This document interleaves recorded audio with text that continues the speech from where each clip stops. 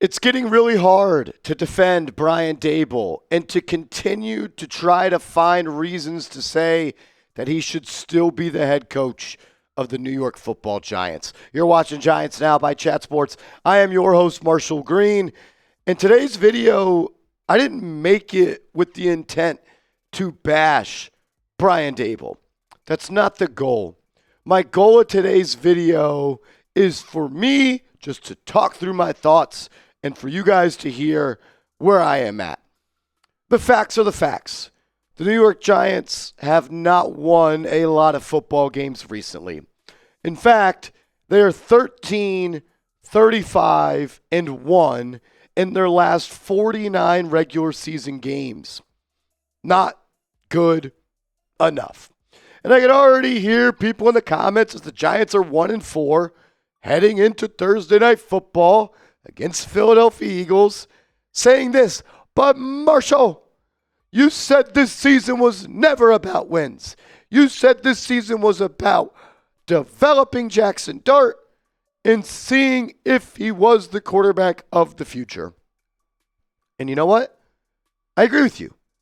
And the theme of today's show is not to fire Brian Daboll because the Giants have been allergic to winning and addicted to losing. It is because I am getting to the point where I'm not sure if Brian Daboll is the right coach for Jaxson Dart going forward. Look, I like Brian Daboll. I do. I think he's a good guy. I think he's someone I'd want to hang out with. I want Jaxson Dart and I want Brian Daboll to be the duo of the future. I love the energy that these two guys have. I love the chemistry that they have. I love the mindset, the attitude, the swag that they carry. I think that these two can be a duo that can win you a lot of football games.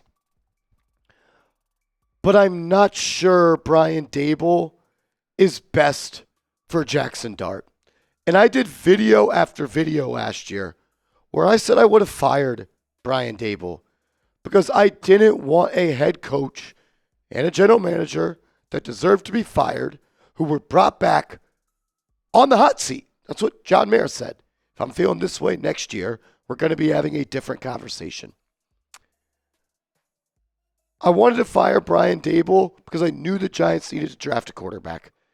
And once they kept Brian Daboll and they drafted a quarterback, I kind of just said, and I believed, I don't want to fire Brian Daboll after 1 year because I don't want Jaxson Dart learning system number 2, head coach number 2, and offensive coordinator number 2 heading into year 2. But I'm now starting to wonder if it might be better for Jaxson Dart to start to learn from a different head coach and go ahead and learn that second system. Because I'm not sure Brian Daboll is at the caliber of a Super Bowl winning head coach. And if you don't have that guy, you need to be searching for that guy. Look, I like Brian Daboll. I like what he's about. I like the swag that he brings. I love how much he loves football. I'd love to crush beers with Brian Daboll. I'd love to hang out with the guy. I don't know if he's a good football coach. I think he's a smart football mind. He knows more about football, and he's forgotten more about football than I could ever dream to know. I think there is a world where he can be a good offensive coordinator somewhere, but he hasn't been that for the Giants. And I think he could be a good head coach, but he hasn't been that for the Giants outside of one season. I want to believe in Brian Daboll. I want Daboll and Dart to be the duo that brings the Giants back. I love what they're about. But as I watched the All-22 film today, and I watched the All-22 film last week, this offense run by Daboll, installed by Kafka, it does not put a quarterback in position to be successful consistently. And if you can't do that for a young quarterback, you need to go and get a coach that could do it. I always said I thought it would stunt the growth if you fired Daboll and you had to get head coach 2, OC 2 with rookie quarterback going in to year 2. But I'm starting to realize it may only stunt the growth if you hire another bad head coach. Because if you fire Daboll and you hire the right head coach, that is what's best for Dart. And I'm not sure that's Brian Daboll. I want that to be. I'm hoping that can be him. But it's hard to ignore the evidence. I think he could develop a head coach. I don't know if he can coach a football team. Because every year the Giants are an undisciplined football team under Brian Daboll. Outside of the first year where Brian Daboll was here and they got to the playoffs, they have been a team that stacks up penalties. Shout out to Anthony Rivardo of Fireside Giants. He tweeted out a bunch of awesome information. Go give him a follow. The Giants have had 43 penalties called against them, the second most in the National Football League. They've had the most penalty yards tacked on against them. 43 penalties for 415 yards. You were the 18th most penalized team in 2024. You were the 26th most penalized team in 2023. This should say, flip it the other way. The Giants are a team that is consistently one of the most penalized teams in the National Football League. So not only do I not know if you're the right coach for a quarterback, you're also a coach that does not have a locker room that is organized, that is disciplined, that pays attention to details and does the little things. And that is a major, major problem. I got a lot more thoughts coming up in a second. But first, I got to give a major shout out to our proud sponsor of today's show, and that is Chubbies. And they have a new deal for all of the real ones. When you go to chubbyshorts.com and use that promo code ChatSports, you get 20% off your order today. The leaves are turning, the temps are dropping, and the weekend air is getting that nice autumn crisp. Just because the weather is changing over doesn't mean you have to pack away the fun. Chubbies is here to make sure your fall wardrobe hits harder than a PSL on a slow Sunday morning. I'm a big fan of Chubbies. I love their shorts. They're comfy, casual, and built for life. The Chubbies original stretch shorts can live on your legs. Available in long, short, and waist short. They come with a relaxed fit, elastic waistband, and no fuss design.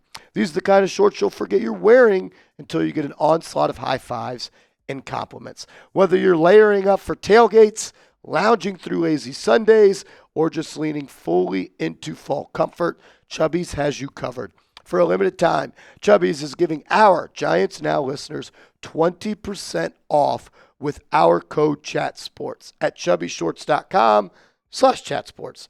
That's code ChatSports at chubbyshorts.com/chatsports. Support the show and show your thighs some respect with Chubbies. All that information is clickable down in the comments and description. Brian Daboll was brought here to fix the offense.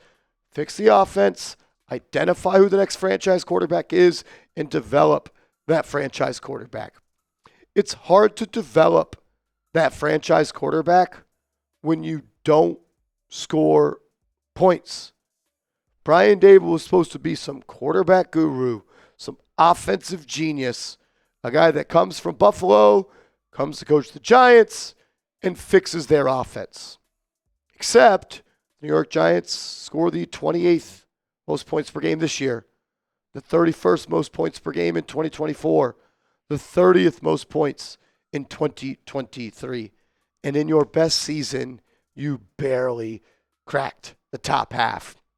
And outside of not scoring points, you don't execute. You don't scheme guys open. You don't make it easy on your quarterback. And that's represented with the lack of success that you have in the red zone. Over the last 3 years, You are the second worst red zone scoring offense, the worst, and the worst. So you don't score points. You don't score in the red zone. What advantage does Brian Daboll give you? Seriously, someone help me find that solution in the comment section. You're not disciplined. Consistently one of the highest penalized teams. You don't score points. Consistently one of the lowest scoring teams. You don't score in the red zone. The worst red zone offense over the last 3 years. And every player and every coach that leaves Brian Daboll gets better. And this has been one that I've tried to stay away from because I'm not really worried about what happens outside of the Giants building. But it's hard to ignore. Look, I don't think he's a good quarterback. I don't. Daniel Jones is having a pretty dang good year with the Indianapolis Colts. Xavier McKinney had a career year with the Green Bay Packers. Julian Love began to become a player that reached new heights with the Seattle Seahawks. Darren Waller already has 3 touchdowns with the Miami Dolphins. We wrote Sterling Shepard off to die. He's contributing with the Tampa Bay Buccaneers. Every player that leaves the Giants gets better.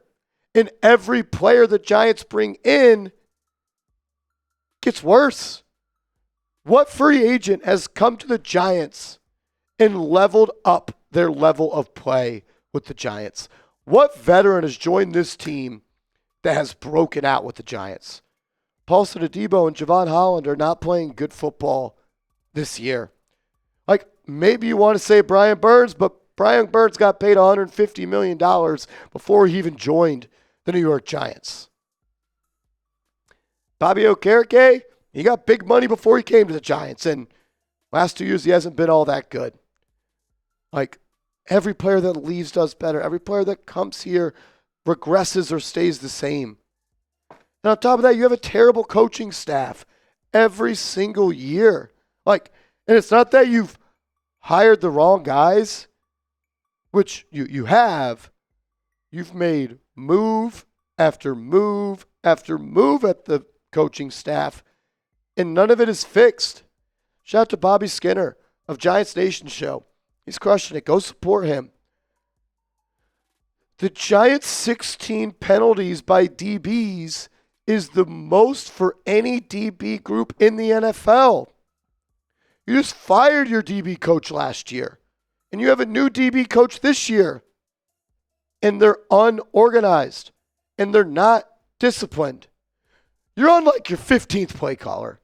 First it was Kafka, then it was you, then it was Kafka, then it was Shea Tierney, then it was you, and now it's Kafka again. You're on your second defensive coordinator. Wink Martindale, Shane Bowen. You're on your second offensive line coach, your second DB coach, your second special teams coach. He hasn't been able to put a staff together that gets the most out of its players. So you don't score points, you're undisciplined, you don't maximize talent, and you don't build good staffs. I'm not trying to be an asshole to Brian Daboll. I'm not even mad anymore. I'm just disappointed. I am. I want to believe in him. And I fear that if the Giants fire him, he's going to go be good somewhere else. But I'm almost starting to realize that doesn't matter because he's not good here. And if you're not good here, the Giants need to go out and find somebody that can get the job done. And they may have a new head coach this time next week. Because if the Giants get blown out by Philly on Thursday Night Football, if they get embarrassed, they look sloppy, I'm not going to be shocked. If we wake up Friday morning and we're doing an emergency live stream because the Giants just fired Brian Daboll. What do you think? I'll open up the comment section for all the real ones. Do you think the Giants should fire Daboll? I hate the idea of Jaxson Dart working with a second head coach in his second year. I think that's bad for his development. But I'm also starting to wonder if Brian Daboll is bad for Jaxson Dart's development. Let me know your thoughts. And make sure you are following me on social media. I'm on Twitter. I'm on Instagram, @MarshallGreen_.